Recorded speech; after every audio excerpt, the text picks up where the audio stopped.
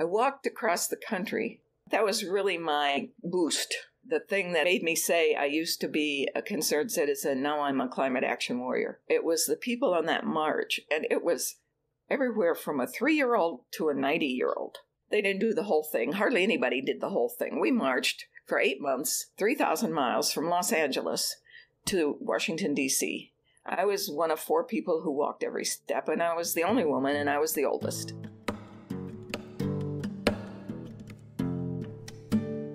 Hello and welcome. As always, I'm Abbie. This is Stories Lived, Stories Told, and today I invite you to join me in revisiting our conversation with Miriam Kashia, where we take a communication perspective on climate action.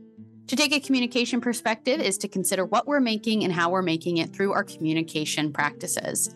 This means we look closely at patterns, context, stories, and relationships, and that we use curiosity, mindfulness, collaboration, and dialogue to create better social worlds.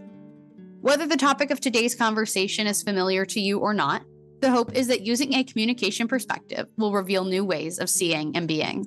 At the top of the episode, you heard our conversation partner today, Miriam Kashia. Miriam is a self-proclaimed climate action warrior. She's involved with 100 Grannies for a Livable Future, and in 2014, at the age of 71, she participated in the Great March for Climate Action, where she walked over 3,000 miles across the United States. She was named a climate hero by the Guardian's Down to Earth environmental newsletter in 2022, and she was also featured in the Race to Save the World documentary. As we revisit this conversation, which was originally published in September 2022, I invite you to pay attention to how this conversation hits you differently and what new wisdom you hear that you might have missed before. I've chosen to share this conversation again in hopes that it can provide some context for this sustainability series, especially because 2 of our other conversation partners this month, Mark Edwards, who you've already met, and Sakawas Nobis, who we will hear from next week, are friends of Miriam, and she's the reason that we got connected. Also, the work that Miriam has been doing for a long time and that we spoke about in this conversation in 2022 is still so relevant. So I wanted to bring it back to our attention again to revisit. I'm hoping that this can reignite your own desire to participate in climate action efforts, whatever it may be. Okay, so let's continue the conversation with Miriam.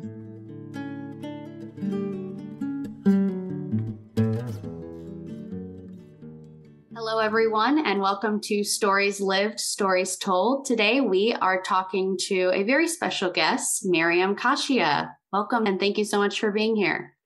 Well, thank you, Abbie. It's really a pleasure to be here. I've been looking forward to this, and let's just do it. I've got stories. Perfect. We're excited to hear your stories. So the first question that I usually ask my guests is some version of who are you, or what is the story you tell about yourself? And to give a little bit of context for you, I wanted to ask a question like this because in a lot of podcasts I hear, different interviews or conversations, I would maybe read a bio about you and tell people who you are and list maybe some achievements of yours. But instead of doing that, I would rather have you tell us who you are based on what's important to you. So Miriam, what is the story that you were telling about yourself? I was raised in a Methodist parsonage. So I had a very wonderful upbringing, a large family, 5 children. And I like to say I was well-churched. And that was a huge part of my childhood. I've changed spiritually since then, but I'm not going to go into that. Sure. So that was my foundation, and I honor and respect and appreciate those values. That's the core of who I am still today. Shift ahead, went to college, got married after 2 years, had 2 children, a boy and a girl, and after 9 years of marriage, decided I got married too young at age 19, and we had discovered that we really were not all that compatible in terms of our values and beliefs. So we split, and I was a single parent for a while. Then I had a second very brief marriage and decided that wasn't my appropriate route in life either. So I've been single now for about 40 years. And that's worked well for me. Raising children, 2 children with very little support, financial support, and working full time and trying to finish my education at night school and helping run the Boy Scouts. I mean, it was a lot of work. Yeah. I got through it. I finally finished my undergraduate degree, having gone to about 5 different colleges when I was 39. And when I was 42, I launched into a graduate program at the Institute of Transpersonal Psychology in California. And that was a life changer. And then I got another master's degree from the University of Iowa in social work, clinical social work, because I wanted to be a therapist. I always wanted to be a therapist. My earlier career working for General Motors Acceptance Corporation in accounting was never who I was, but I had to do that, provide for my children. So that's the early part of my life. That was really the tough part that I had to get through. So that's the story of challenges faced and mostly surmounted. And I feel okay about that. I never had enough time for my children. That part I regret. So after I got my master's degree in counseling, I opened a private practice here in Iowa City and saw clients for a number of years. Pause. I always wanted to go to the Peace Corps, which, as we know, was founded by JFK in 1961. And I never had the opportunity to do it when I was young because I was busy doing all this other stuff. A little busy. So when I was 62, I decided to apply to the Peace Corps. Wow. And after I was accepted, I spent a year closing my practice. It's not something that you give 2 weeks notice and walk out. So I spent a year closing my practice, and I went to Namibia in Africa for 2 years with the Peace Corps. Another life-changing event. Well, the Peace Corps calls it the hardest job you'll ever love. And you found that to be true? I definitely found that to be true. So after 2 years in the Peace Corps, I came back home. And oh my goodness, I had not given much thought to what's next. So I spent a couple of years doing part-time work in an organization that did in-home support for elderly or disabled people. I did some nanny work. Actually, that was interesting for a couple, both of whom were professors at the University of Iowa. And I took care of their 2 little kids for about 3 years. Then I did some gigs volunteering for the government at state parks and national parks. And that was a lot of fun and interesting. But I kept wanting something really to dig into.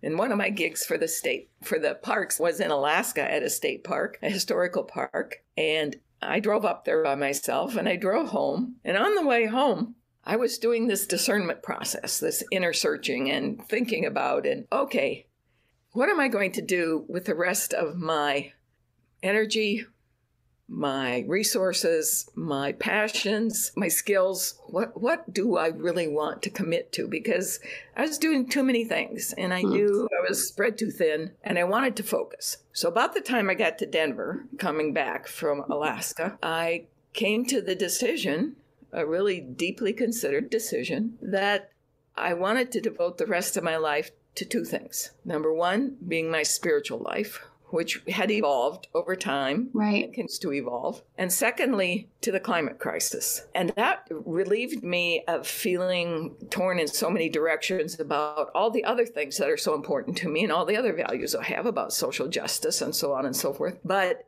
what I didn't take under consideration was how broad, deep, and complex the climate crisis is.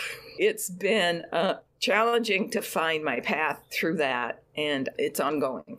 That is still where my passion, my energy, my resources, such as they are, and my time and my skills, such as they are, that's where they go. In addition, of course, to my family, friends, and the things that round me out as a whole person. Is that enough? That's wonderful. I really appreciate hearing that. And yeah, even back to the very first thing you said, I can relate to having maybe a really positive upbringing in a church. I was raised Presbyterian, but kind of having a spiritual change away from that, but still really appreciating those values and knowing that that's a huge part of who I am. And so I appreciate you, being able to articulate it that way, because it feels like, especially around Christianity, people kind of say, you're either in it or you're not, or you love it or you hate it. But I think it's a very complicated relationship.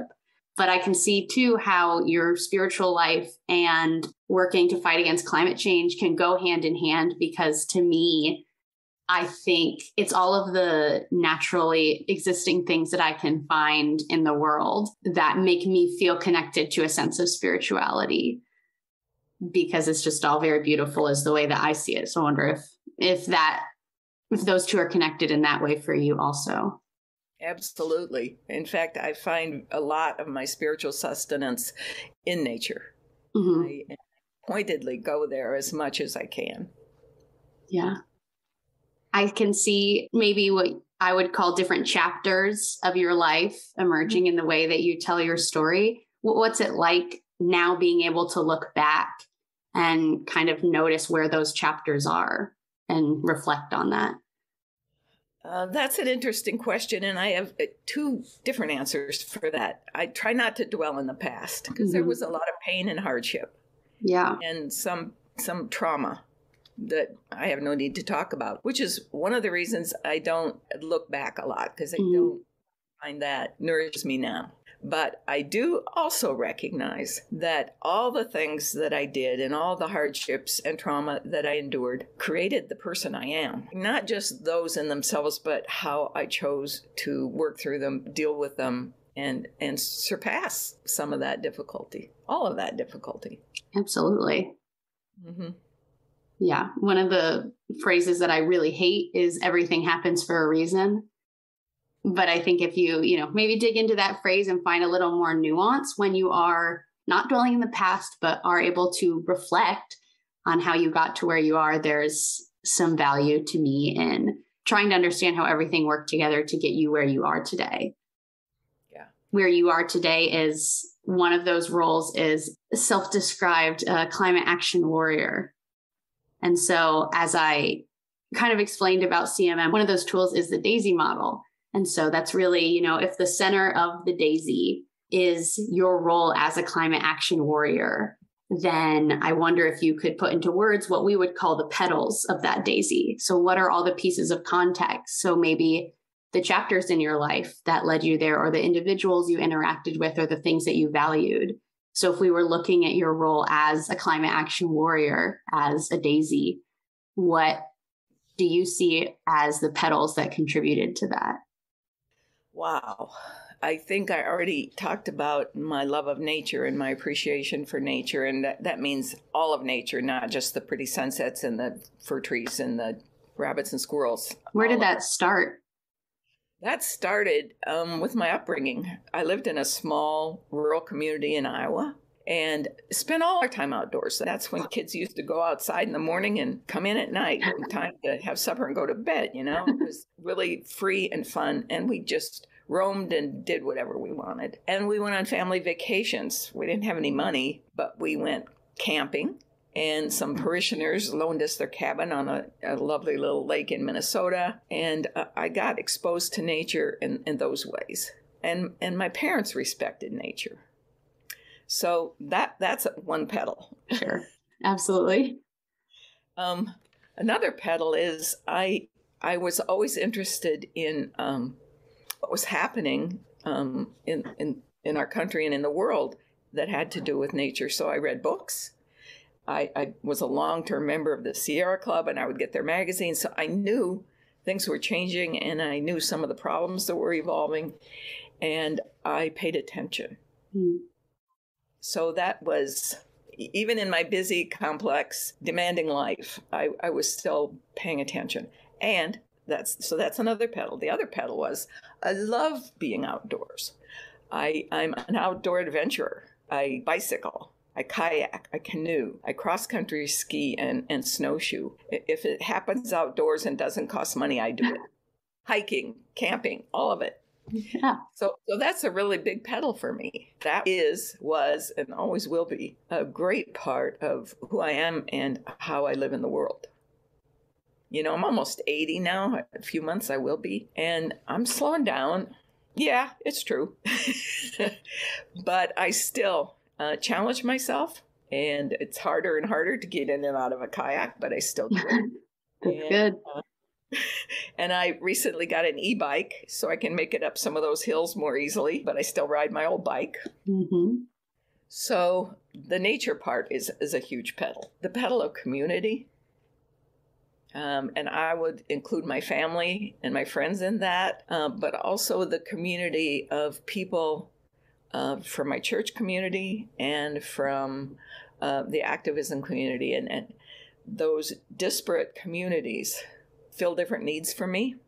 And I can get from one what I don't get from another. And by get, I mean helps me to be a whole person and live in a balanced way.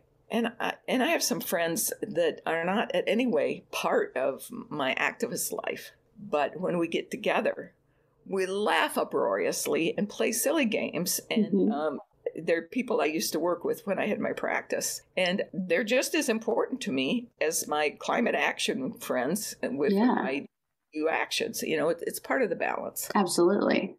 Let's see, is that enough petals or have I? Yeah, I wonder, you're talking about, your community you found. Are there individuals or other climate activists that you look up to or looked up to and made you want to engage in that more? I found most of those early on in what I read. And later, when I started becoming more active, they were people that I worked with, that I was engaged with in this work. Without naming a lot of names, I walked across the country. That was really my boost.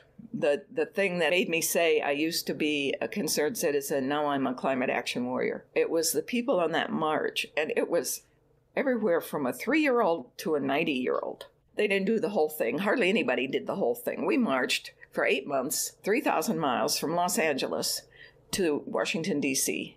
I was one of 4 people who walked every step, and I was the only woman, and I was the oldest. Wow. So a lot of what I did was walk. Right. Through blizzards and storms and heat waves and hailstorms, you name it, we walked. So some of those people I'm still very connected with, and they are heroes to me, and I learned a lot. And here's a story. The young people on that march, and there were a number of them who had taken a year off college to do this march, or who were between high school and college, or were still in high school. Mm-hmm. And they came, some of them came for the whole thing, others just came for a month or 3 months or 2 weeks, whatever they could. And they started becoming impatient because what we were doing was walking and stopping in communities and having potluck suppers in church basements, or having somebody go and talk in the schools. And so we were doing a lot of walking and talking. And these young people were eager for more. So they started pushing the envelope, what I would call stepping outside my comfort zone box. And they started doing lie-ins. When we got to Chicago, they did one in front of, I don't remember what building it was, but some finance company, I don't know, that was supporting fossil fuel extraction. And then we came to a facility that was actually a petroleum company. It was a refinery. There you go. Sure. Yes. And they laid down and blocked an entryway so the trucks couldn't come in and go. Now, this was, for me, outside of the box. And I was the mayor, by the way. I was elected 3 times to be the mayor of this little group we called the One Earth Village. And there was an average group of about 35 of us, although all in all, I think well over 150 people participated. But anyway, so they're lying on the ground, and Miriam is getting a little upset because this is trouble. This could be trouble. This could crash our whole march if some of us end up in jail and so on. So I went up to them and I kept saying, this isn't who we are. This isn't what we do. And they eventually left before the police arrived. But for the duration of the march, they gently and persistently helped me understand that resistance and dissent are one of our big tools. They aren't the only tool, but historically, they're very powerful. If you look back at the women's, right to vote, and you look back at the civil rights movement and so on and so forth, they happened when people took to the streets. Right. So that helped shift me from a concerned citizen doing everything in a nice way to a climate action warrior. It's interesting to me the way you're talking about it, saying that this march that you did for 8 months is what shifted you to a climate action warrior, because I would think that most concerned citizens wouldn't go on a 8-month march to begin with. I would think you would already have to be a climate action warrior in some way. Well, I was on the verge. And I'll just throw this out. I was recently given an honor by the Guardian's Down to Earth environmental newsletter. I was proclaimed a climate hero a couple of weeks ago. And here's something they said in the write-up they did about me. And this was a quote: "The pressure to step outside my comfort zone and actually do something was starting to feel explosive. I needed to do it, and I needed to do it now. But I didn't have a clue what or how." And the what turned out to be this link I saw for the Great March for Climate Action. And I was ripe, eager, and ready, and I signed up right now. And that experience, walking across the country, is what converted me. We walked past the refineries and the extraction and the polluted rivers, and we talked to people in the sacrifice zones who were suffering from all of this. And I mean, it was an extraordinary effort and an extraordinary experience. And so what I learned and what I did and what those kids taught me is really what helped me turn into a climate action warrior and helped me determine that was going to be my life. Well, I'd already decided that when I drove back from Alaska, but this gave me more background in the how. Was this your first event that you were participating in such a way for activism for climate change?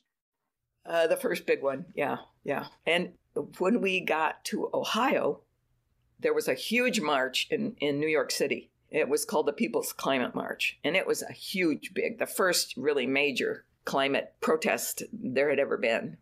And so we chartered a bus, took it to New York City, spent 3 days there participating in the march, and then took the bus back home, back to Ohio, and continued our own march for another couple of months till we got to Washington.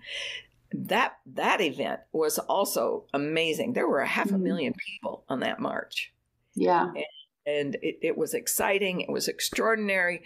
People of all makes and models and colors and backgrounds and signs. And it was really energizing and gave us a boost to help us finish our own. Because here we were, this sort of ragtag little group. Right. Finding our way across the country. It makes a lot of sense to me that you say, your heroes around climate activism are the people that you know and that you've interacted with. It's one thing to see faces that are famous or have some kind of status speaking up and hearing what they have to say, but really engaging with people and seeing their passion up front and firsthand, I think would be really powerful.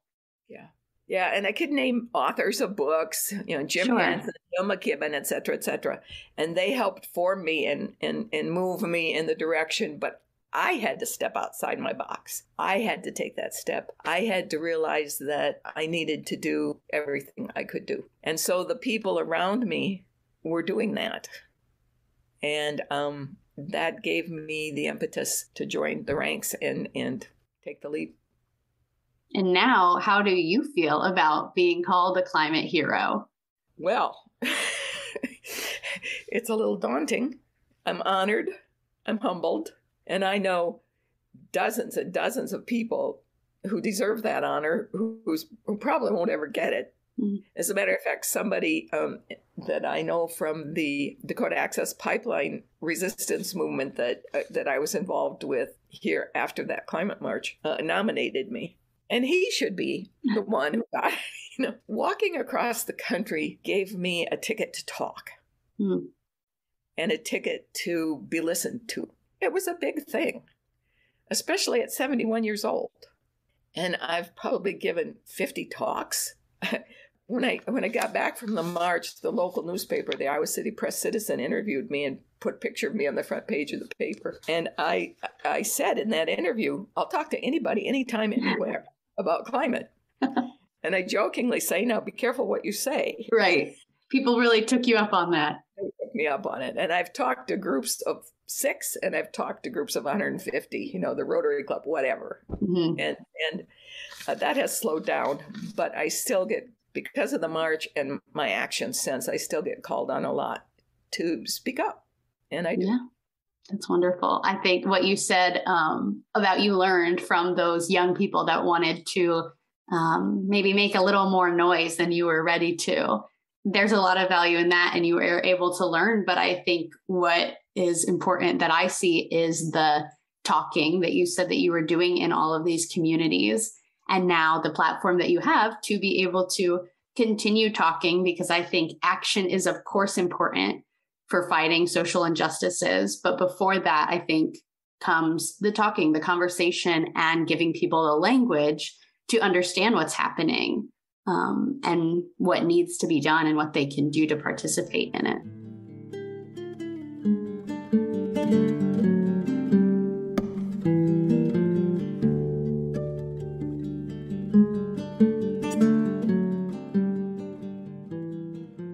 You talked about the intergenerational connection and how valuable that was, and that has been. Young Greta Thunberg came to Iowa City, and there was 10,000 people, or I don't know how many thousand, but in downtown Iowa City to hear her. And the Grannies, this 100 Grannies for a Livable Future group that I'm a part of here, where I do a lot of my action work with them, were on the stage with her. Wow. The mayor and the other dignitaries. And so we got our picture taken with Greta. Her presence and her work in the world has been phenomenal.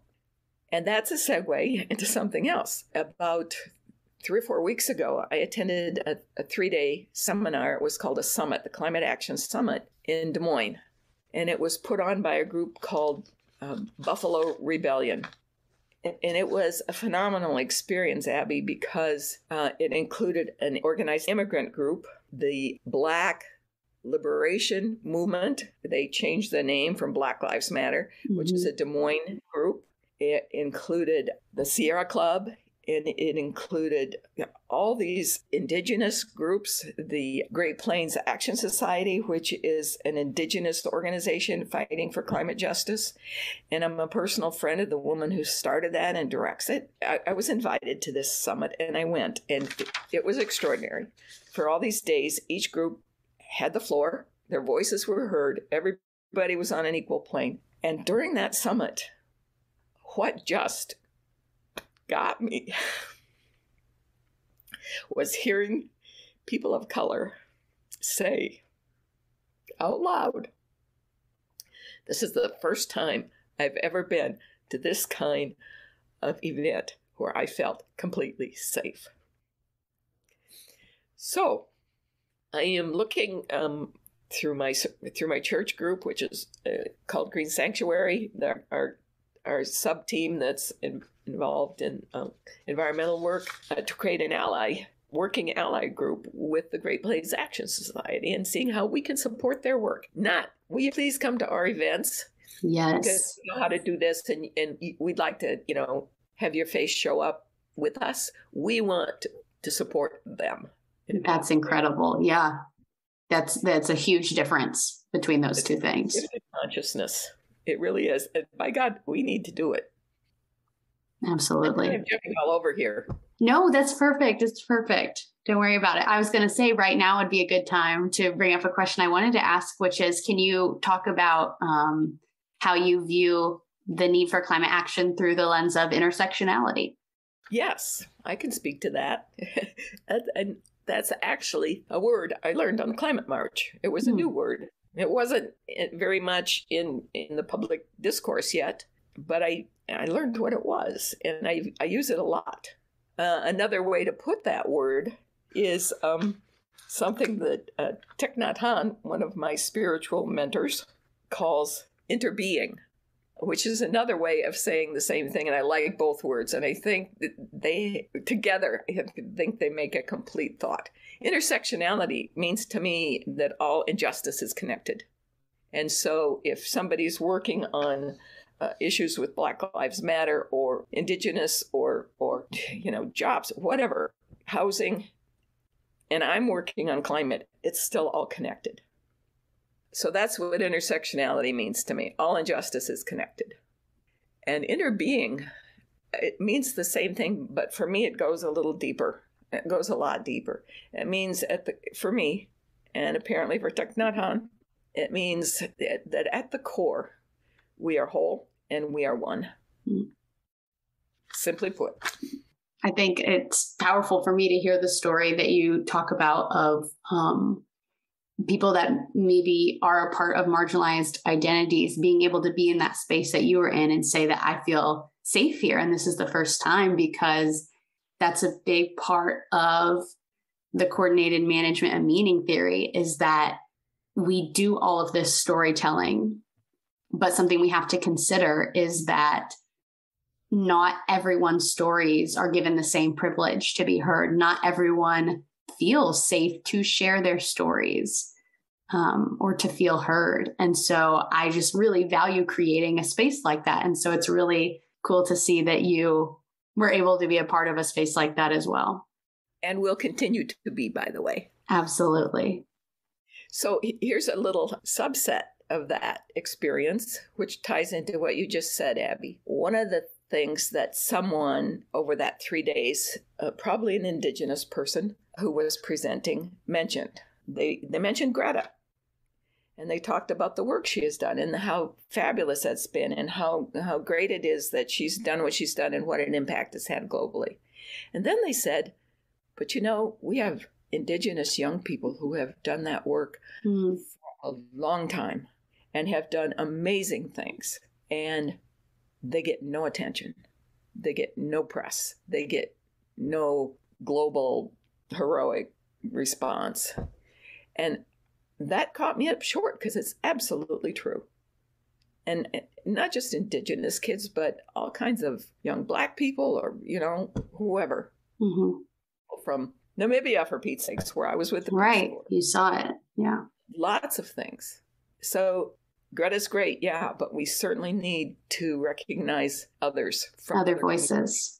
Yeah. Other voices, right. Well, we were fighting the Dakota Access Pipeline, which originated in North Dakota and went across South Dakota and Iowa and into Nebraska to be shipped to the Gulf and exported from a fracking facility in North Dakota. We fought that for a couple of years, we being a coalition here in Iowa. During that time, you undoubtedly heard about Standing Rock. Standing Rock was and remains a phenomenal Indigenous renaissance. It was up in North Dakota along Lake Oahe, which was the water source for the Sioux tribes that live in there, the Lakota, the Dakota, and others. They started a camp to resist this pipeline being built under their water and under the Missouri River, by the way, to try to prevent it because it threatened their water source and their sacred lands and their ancestral burial grounds. Okay, that's the background, which you probably already knew. I went up to Standing Rock 3 times. Once when it was just a little tiny community with about 6 or 8 tents and a lean-to for a kitchen and 1 teepee. I went up there to testify at the one and only hearing that was given to the Lakota people before the pipeline permit was issued. Then I went up again a few months later where there were 10,000 people camped along Lake Oahe. And that was the most phenomenal experience, Abbie. These huge communities of people from all over the world. I met people from Norway and Africa and South America who were there to support what the American Indigenous people were trying to do. And wow. The renaissance of connectivity and culture was just amazing. And here again, I was a witness. I was not a leader. I was not one of the ones who spoke. I just was there to support and listen. And the third time I went was in early November, and I remember exactly because I was in my tent sleeping the night after the election when Donald Trump was elected. And I got up in the morning and crawled out of my tent, and I didn't know who had won. I walked to the top of what they called Media Hill, which was high enough that people could get some connection on their phones and so forth. And I saw a friend. And I could tell from the look on her face what had happened. And I fell into her arms crying. And she took me by the hand and took me down to the circle around the sacred fire, which was a fire that was kept 24/7, tended and protected and used for ritual purposes. There's a large circle of people around it, and there was drumming. And anyway, somebody came up to me that I knew. I volunteered in the mental first aid teepee because I was a therapist, and they needed people to help people who were being traumatized by the police, dogs, and so forth on the front lines. She came up to me and saw how much distress I was in, and she said to me, and I can't say this without crying, and I've said it 100 times if I've said it once. She said to me, "Miriam, I just spoke to one of the elders, and I want you to know what he said to me. He said, 'Today we will dance, and we will drum, and we will sing, and we will not give in to the fear, because it is fear that feeds the darkness.'" And I think that is prophetic for our time. We will not give in to the fear, because that's what feeds the darkness. Well, I certainly see your work as a climate action warrior as bringing in the light. I think it's really important. So I appreciate the work that you do and the passion that you seem to bring to the work that you do as well. Thank you, Abbie. When I got the award from the Guardian, the Climate Hero Award, I wrote a little response to it and sent it out to people that I knew who I didn't think would see it. And I said, "Well, you know, I do this work for the fame and fortune." I jokingly said that. Right. And then I put parenthetically, "And I'm still waiting for the fortune." Right. Well, I'm curious because, well, you are officially a climate hero. I don't want to put you on a pedestal in a way that, you know, makes your story or makes you seem less of a complete human being, because you are. And so I'm curious, in addition to your role as a climate action warrior, what are the other roles and relationships that are most important to you? So, you know, maybe your time as a therapist or your time in the Peace Corps, other relationships that are important to your life now or in the past. Thank you for that question, because I really try to be a whole person. It isn't always easy because my work as an activist is extremely demanding. And as I said, I'll talk to anybody, anytime, anywhere about it. But I do have a life. Absolutely. My children live in the Chicago area, and I don't see them often, but we're in contact. I'm especially close to my daughter. And, you know, I have a church community that I'm a part of. I'm a Unitarian Universalist. And I embrace that faith because I'm free to bring my own spiritual journey and my own beliefs to the table and respect everybody else's. And I value their principles and values and social justice work that we do in the world. So I'm a strong part of that community. My sister lives nearby, and she has some medical challenges. I support her and see her frequently. I jokingly say we have played 2 trillion games of Rummy Cube since COVID started. And I have a strong circle of friends, many here in where I live in Johnson County, where Iowa City is, and many spread across the country. I love to brag that I have wonderful friends in beautiful places that I can visit when I travel, because I don't stay in motels and I don't eat at restaurants. So I get to send people a note that says, "I'm coming."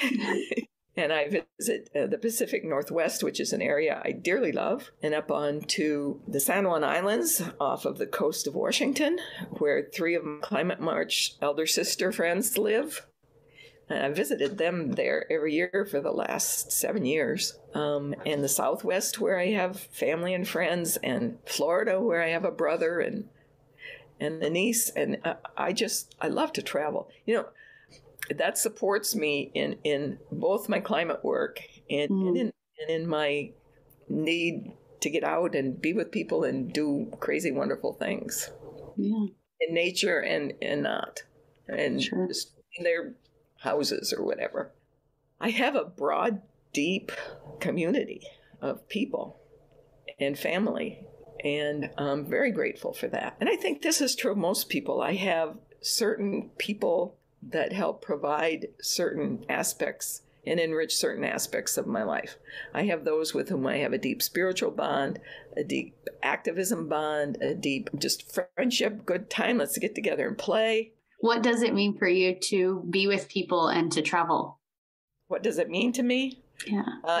For one thing, it means getting out of Dodge and getting some R&R. I have a hard time saying no when it comes to doing the work I do. And so leaving town helps me not have to say no and get some R&R, because I can't leave it behind totally because it's in me, but certainly it gives me a chance to recoup and restore. I would think that a lot of activists probably experience that feeling like there's endless work to be done and not knowing how to balance rest in all of that work.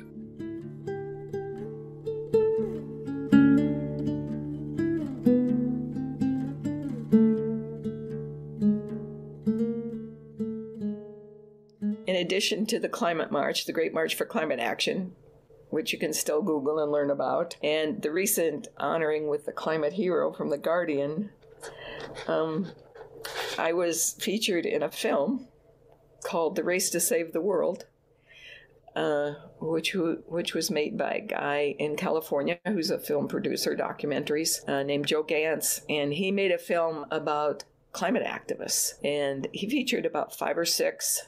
And he tells a broad, deep story, personal stories about activists. And so that was a really fun experience to be featured in that film. And it won some awards. You can still watch it on theracetosavetheworld.org. I was invited to write a chapter for a book called We Rise to Resist, which is a compendium of essays and stories written by 36 activist women that were written shortly after the 2020 election.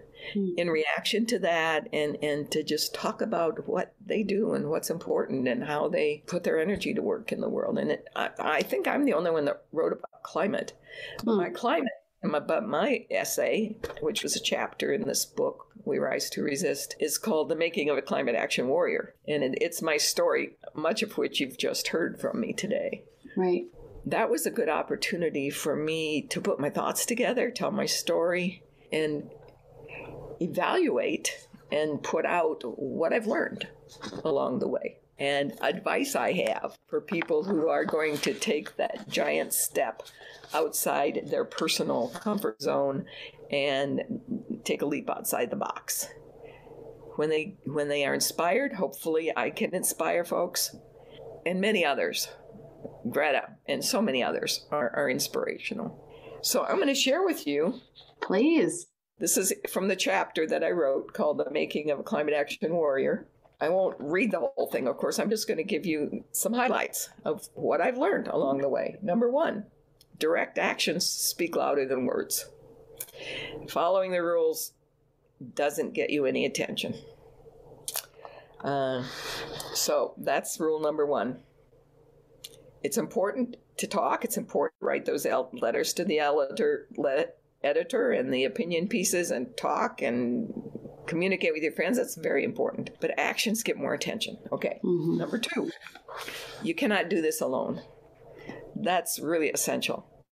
You need the support of a community to plan together, to work together, to support one another, to pick up the pieces when people start falling apart. So find your people.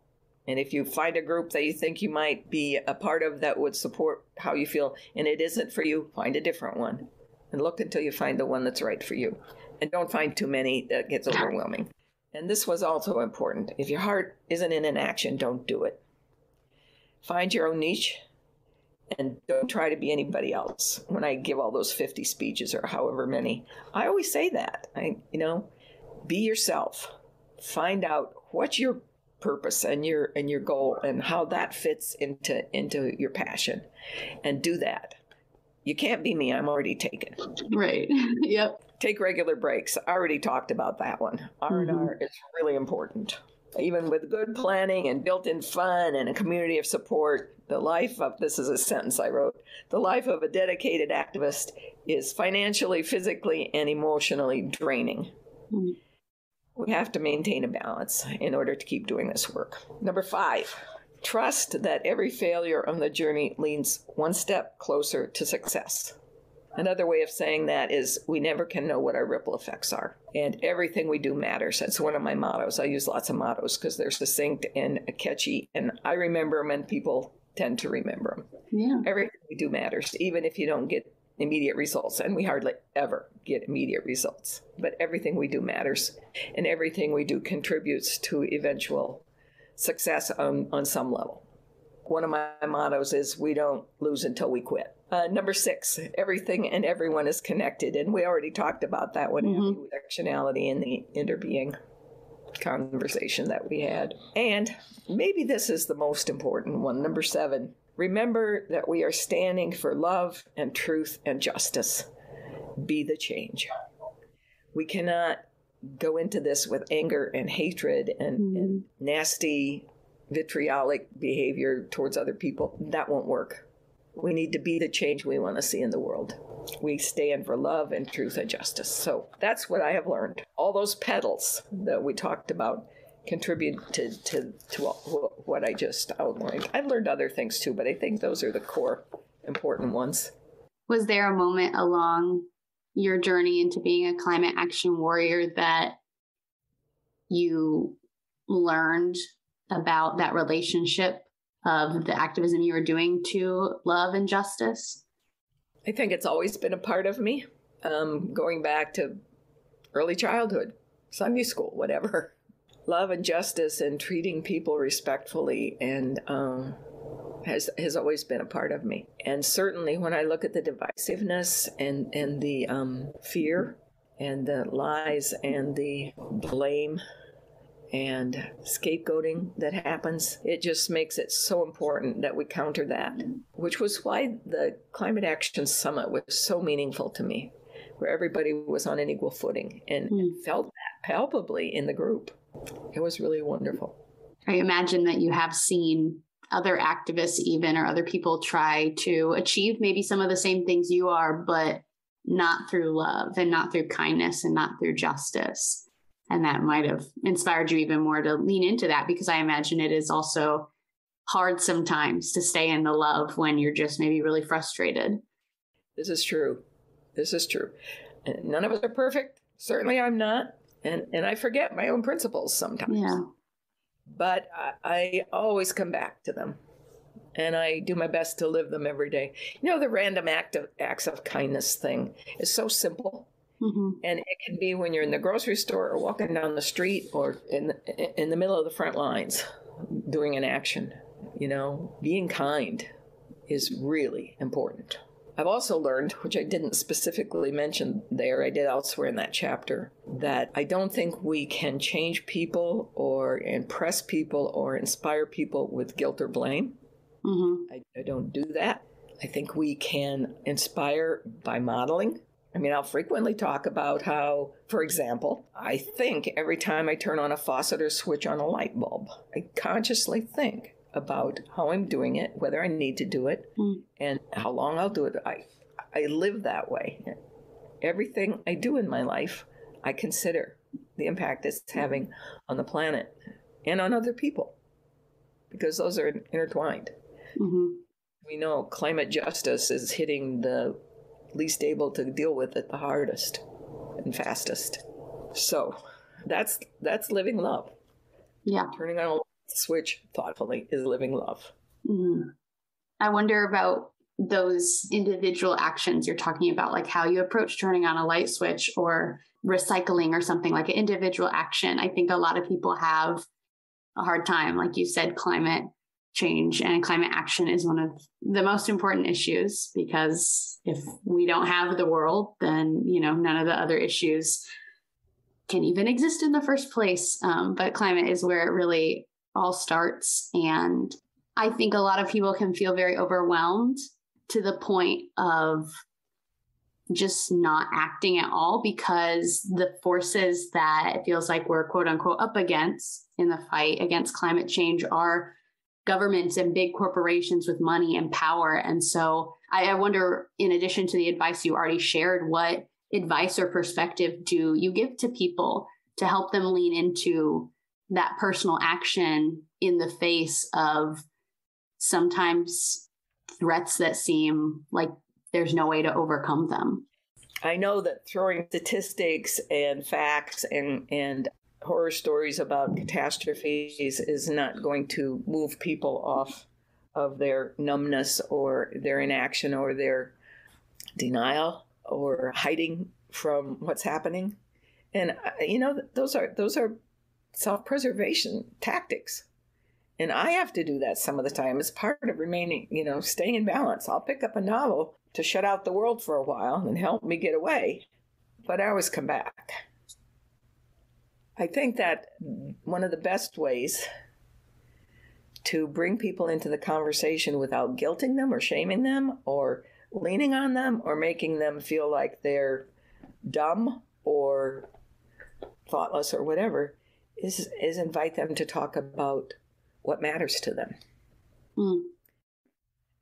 Catherine Hayhoe, she's an evangelical Christian who's also a very notable climate scientist. And she talks about this in her book, about having conversations with people who hold a different view. And she encourages people, just ask, what's really important to you? Well, my kids, my grandkids, whatever. And using that as a starting point rather than the disasters or the scientific facts or the you should be recycling or whatever. So that's one thing that I'm trying to do more of and less. It's not that we can't talk about those other things, but those are not a starting point. Sure. Well, I imagine that's hard when it's become such a deeply politicized issue when really it is a human issue. That's true, but I'm going to also add a caveat to what you just said, Abbie. Okay. Calling it a human issue is true in terms of cause and effect. But too often, when people talk about climate and the catastrophe and extinctions that are happening, over 200 a day in our world, extinctions of plants and animals that nobody even notices they're gone. So I call that an anthropocentric point of view, because most people only talk about the impact on humans. And I'm not saying you did that. No, that's a great point. But you reminded me, I always talk about the impact to the global ecosystem, the global environment, and all beings. And for me, that's essential. Because part of our anthropocentric, using our Earth as a grocery store, is what got us here. Absolutely. So when I walked across the country, I noticed the lack of songbirds in the desert and beyond. I noticed hardly any butterflies, and so on. I pay attention. I think that's beautiful to hopefully inspire people to pay attention. And just thinking about the world of communication studies that I'm in, the perspective that I'm bringing is that we really like to make the distinction between the what and the how of communication. So if the what is the content that's being communicated, then the how is, how it's communicated, the way that it's communicated. And so I wonder, now that you do have this platform to be able to speak and to share your message, how do you approach that? Because the content of what you're saying is so important. And so I wonder, what have you found is the most effective way to communicate those ideas to get people to care and to get people to pay attention, like you said? Good question. And I think you've been witnessing it. I think the way I do it is the way I've been doing it with you. And certainly I also give information, but it depends on the audience. It depends on the audience. But I think telling my stories, because they are powerful stories, I think it awakens something in many people. And it inspires some of them to take a step outside their comfort zone and do something different or do something more or take a risk. When I talked to those kids who were laying on the ground blocking on the climate march, blocking that gate so the machinery couldn't go out and dig that pipeline, I was frantically opposed to what they were doing. And they demonstrated to me by their actions, and not by telling me I was wrong or I needed to rethink it, but by gently over time giving me examples, talking to me about what they had learned. It changed my mind. I've been arrested 4 times. And here I was berating them for and I've risked arrest any other number of times. So getting arrested isn't in and of itself a goal. Right. But but it helps actually to give me a broader platform because I can talk about the impact of that, both to me and to what's required before you take those chances. I mean, you don't just nilly go get yourself arrested. Right. That's foolhardy. And I could talk about that for a long time, but this isn't probably the stage for that. But it is an important part of what's happening. You know, how many times did Martin Luther King get arrested? And many others. The women who were fighting for the vote for women. You know, just getting arrested gets attention. Can you tell some stories of what it's been like to be arrested? I was first arrested on the steps of the Capitol in Washington, D.C., when I was on a climate spring named after the Arab Spring. It was a march from Philadelphia to D.C. I've been on several marches. Sure. Philadelphia to D.C. And we were just sitting there, and we were asked to leave by the Capitol Police, and we didn't because we were there to talk about climate and so forth. So they gently came up and asked us to come up, follow them, and they essentially issued us a ticket, which looks sort of like a parking ticket, and I think it cost $50, and we never were locked up. That was the first one. That was the easiest one. I was arrested trying to prevent machinery from digging under the Des Moines River. They were putting the DAPL, the Dakota Access Pipeline, drilling under. We were blocking machinery, much like those kids on the march did. And I was arrested there, locked up for a few hours. So somebody gave me my bail, came up with my bail. And this is all prearranged. You know, you got this all planned about what can happen, what you're going to do about it. I was in jail for a little while, locked up with some women. Some of us are still fast friends from being locked up together. And paid our bail and went out, had a media event at which I spoke a little bit and went on our way. We paid our fine. I think it cost me $500 and some. And the next time I was arrested was at Mississippi Stand, where it was very similar. They were starting to drill for the Dakota Access Pipeline under the Mississippi River. And the Mighty Miss is iconic in America culture. You know, it's our national river. And I live not far from the Mississippi River. And I had a cabin for 10 years close to the Mississippi River. And there was a camp in a ditch that came to be called Mississippi Stand that were protesting and trying to block machinery and doing things. It grew and it grew and it grew. And finally we went up one day, about 100 of us, to where the machinery was, and it was all surrounded by a chain link fence. We went up to try to stop the machinery. If we could stop it for an hour or a day, that's progress. It would cost them a lot of money.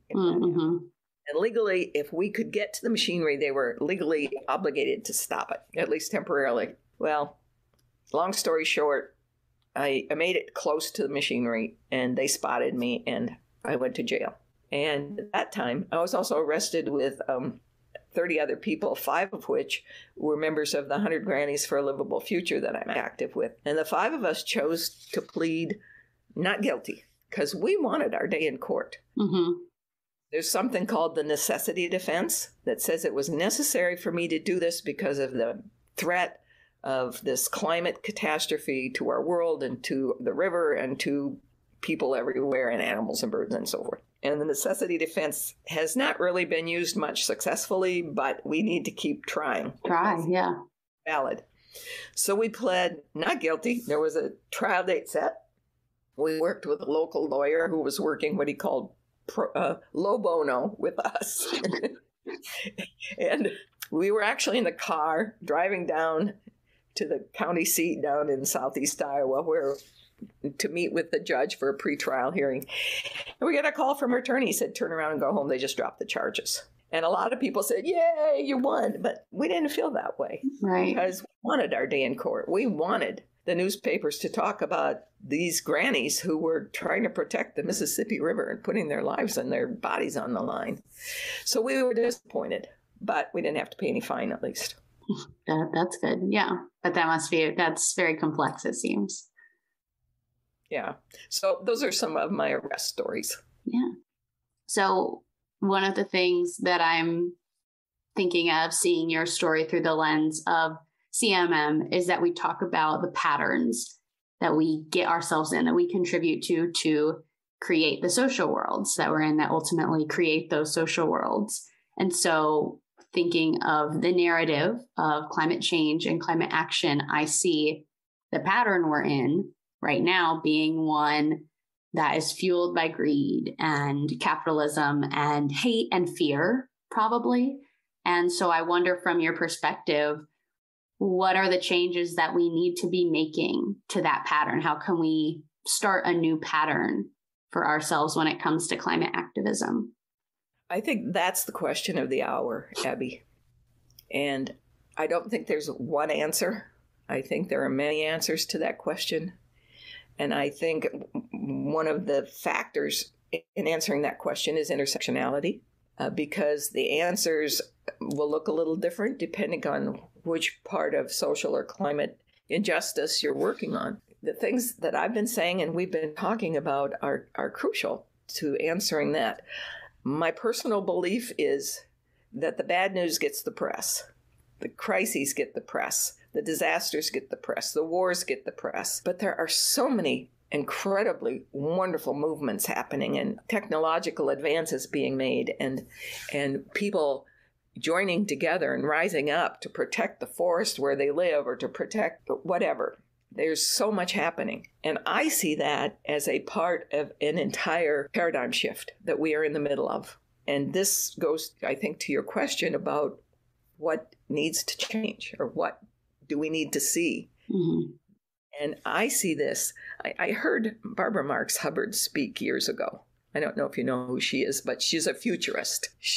I don't think she's with us any longer, but I heard her speak probably 30 years ago. And she, as a futurist, she studied history in order to understand paradigm shifts in the history of our planet. And when she talked about a paradigm shift, she said, here's how it looks. When a paradigm, meaning the words you use are the social, what was it you called it? The social world.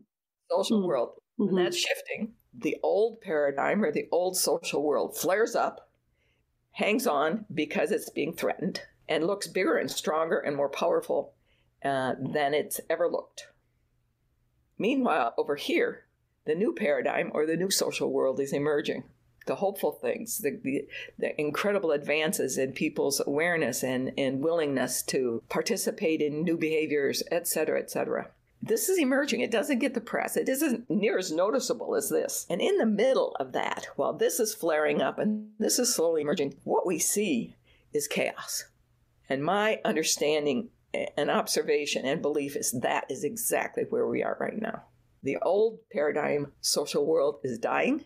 The new one is emerging, and we are in chaos in the middle. So I think the big question and the big challenge is we need to do as much as possible so that this can slowly, but not too slowly because we don't have much time, emerge into this new paradigm, this new social world, which is rapidly expanding. I think global consciousness is shifting, but we only hear about this.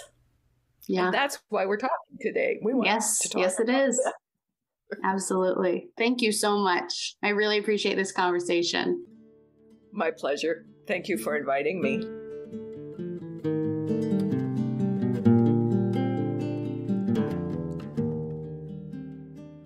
Okay, that is all for our conversation with Miriam. At the end of each episode, I like to offer questions to reflect on, which act as a next turn for us so the conversation doesn't stop just because the episode does. Today, the questions I'd have you think about are, why does it matter how we talk about climate action? And also, how does better language inspire better action? You're welcome to reach out to me to share your reflections, as well as any of your own questions or ideas.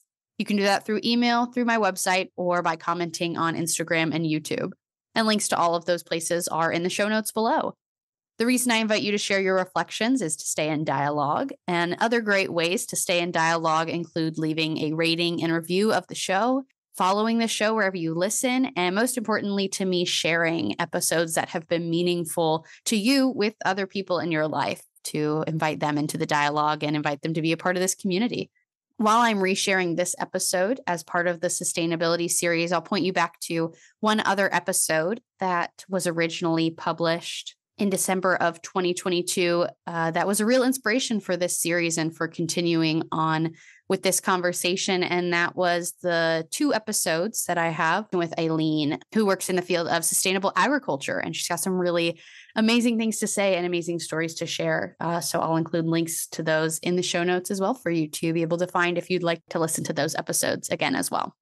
I am supported by the CMM Institute for Personal and Social Evolution, and this podcast is just one of many initiatives designed to create more space for conversations that move us toward better social worlds.